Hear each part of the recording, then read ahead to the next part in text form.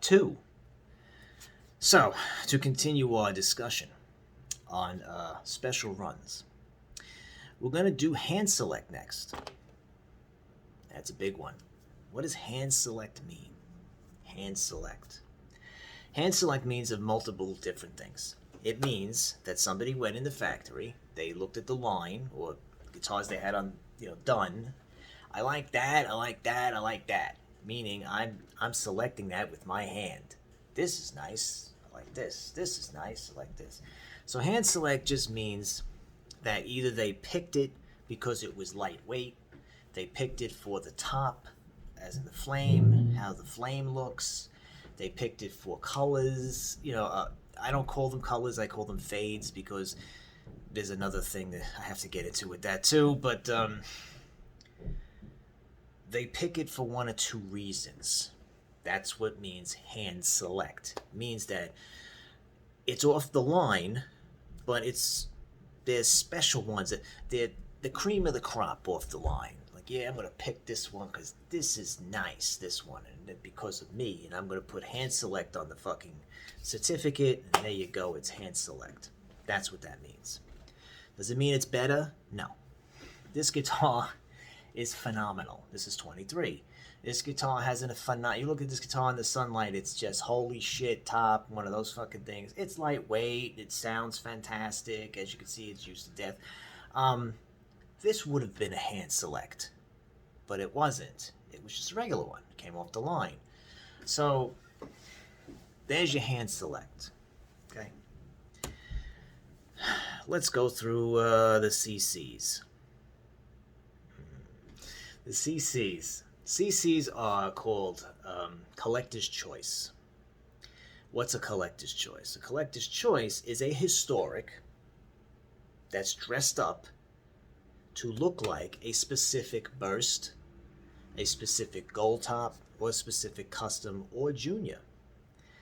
They've done, for those of you who don't know, there's a thing called the vintage industry, the vintage world.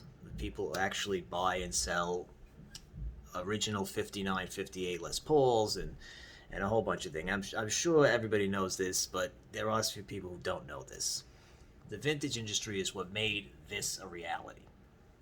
If it wasn't for that, there wouldn't be this. So, there are a lot of bursts around the world. They have names. They're famous to collectors. They're famous to players. They're famous. They're known. They're not. They're not out there as in Keith Richards. They're not that famous. They're kind of famous to guitar players. There's Nicky. There's Sandy. There's fucking. I mean, we can go on and on. I'm talking about. Lazarus is a new one, right? That's the one Joe Bonamassa found. It was painted all red, and he bought it in a restaurant. He brought it to Kim, and Kim refinished the fucking thing and said, "Holy shit! Look at the wood under here!" And then all of a sudden, he restored the guitar to its original state and it was an amazing top. So he called it Lazarus, which is a good name to tell you the truth. It's kind of actually a funny name, and it works. I don't know if they made a CC Lazarus. I believe they wanted to, or they did, or something. They'll pull something out of their ass. Anyway, that's what CCs are. Now, here's where we get to the bullshit. Some CCs, and I say some because not all of them, they go to the person's house. Let's say like Donna. Tom Whitrock owns Donna. I believe he still owns Donna. They go to his house, they measure the guitar's neck, they measure the guitar's top, they measure all kinds of things, this, that, and the other thing. Because what they're trying to do is they're trying to recreate his guitar, right? So then they go back in the factory and they do whatever they got to do to make the guitar, recreate the guitar. They send him the guitar, he plays the guitar, I like this, I don't like that, do this better. So they send it back, they send him another one. What do you think of this one? Play this. Okay, this is not bad, this is good, that's cool. They did that with Ed King. Those of you who know who Ed King is, they recreated the Ed King burst. A lot of people, Mike Slabowski, he also got a CC. Again, it's like, I don't go into names and shit because most people who are not really that into this kind of shit don't know who these people are. We do. They're also Les Paul Forum members. A lot of Les Paul Forum members got CCs. Um, they're great guitars. They're not any different than any other historic, so don't think that they are. The wood is the same. The historic is the same. 90% of the time, necks, top carves, they're not any different. They're trying to emulate that guitar. Remember, all necks, all top carves are different on original bursts. So they're all different.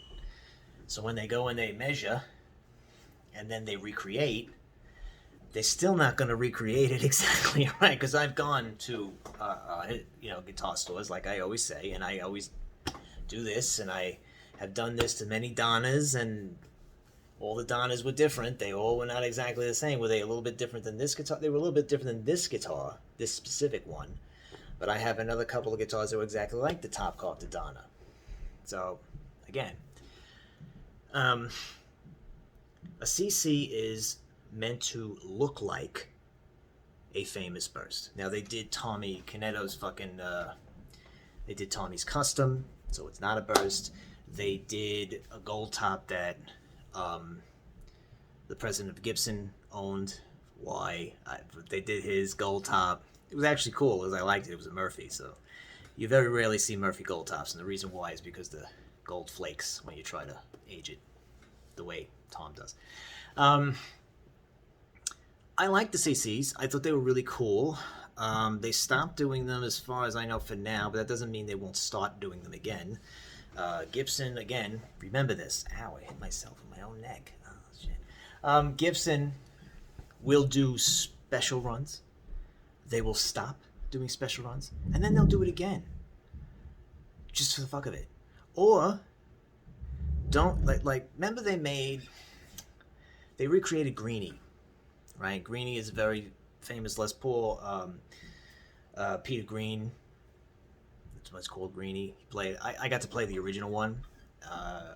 Again, a Les Paul forum owner owned it for a little while before it was sold. And he brought it around the shows, and everybody got to play it. So that was really cool of him to do that. They recreated Greenie, right? Okay, it was a CC. Limited run. They only made X amount of them. Oh, really? Give it a little while. They'll make another one. They'll definitely make another one, because that's what Gibson does. Gibson does that all the time. For an example, here, look. Wait a minute. Let me see if I can... Here's an example. People know what this guitar is. A lot of people know what this guitar is, right? You know what this guitar is, right? This is a 335. All right, this is also part of the historic collection. Okay, it's not a burst though, but this is a recreation of Jimmy Page's 335. They went there, they took pictures, and they did measurements, and they did all this kind of shit. All right. The bridges are down here because that's how Jimmy's was, which is a royal pain in the ass when you want to find strings that fit the damn guitar, especially the 12 string, believe me. And it has mahogany necks, not maple necks. Now, I put the covers on. Normally these covers would be off, but I put the covers on. I don't like covers off. This guitar, they only made 200 of them worldwide, or 205 of them, something like that. So they're all numbered, right? If you look in the back, over here, I know it's backwards, it says Jimmy Page, and has the number that it is, right? Great. Sometimes they stick to limited editions. They stop making this. They have not yet recreated this. There are some Jimmy Pages that were meant to be Jimmy Pages, but were repurposed also. I have seen them. They just didn't put Jimmy Page on it. This guitar, before this guitar came out, I had a 1275, but what I wanted mahogany necks like Jimmy had. I didn't want maple necks, because the normal 335 you get from Gibson has maple necks, which technically is kind of better, but it sounds different. It's denser wood, especially with this fucking 12 string. I mean, look at this fucking thing. Yeah, you know what I'm talking about? So, but I wanted mahogany necks. I was told, no, you can't have it. I said, why? He said, because in a couple of months they come out with a Jimmy Page model. Oh, that's why. So they wouldn't make it for me. So I had to get one of these. Not that I love this. This is fantastic. This is fun. It's a pain in the ass guitar. It is a little heavy. It's not terribly fucking heavy. I think it's 11 pounds or 10 pounds. It's kind of light. But again, like a CC, it's not a CC, but technically it's kind of a CC. You know, Jimmy Page's number one. They recreated Jimmy Page's number one. They recreated Jimmy Page's number two. Um, don't think that they won't do it again. But don't think that when you're buying those guitars that you're getting Jimmy Page's guitar. Because I had to tell you right off the bat, Jimmy Page's number one that they created for the custom shop, where they took all kinds of measurements, that neck is nowhere near what the real Jimmy Page's number one is. Because when they had that exhibit here in New York, remember that, I went every day because I can get in that museum. I get in for free because I'm from New York.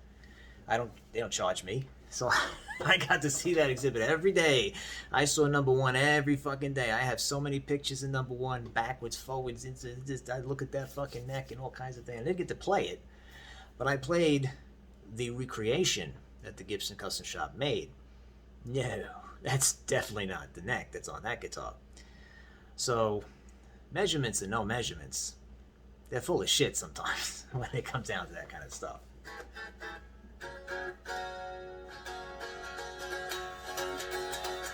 Play a lot of Beatles tunes. It's a pain in the ass. Anyway, I'm gonna have to make another part to this. So this is part B. This is the second part. 11 minutes.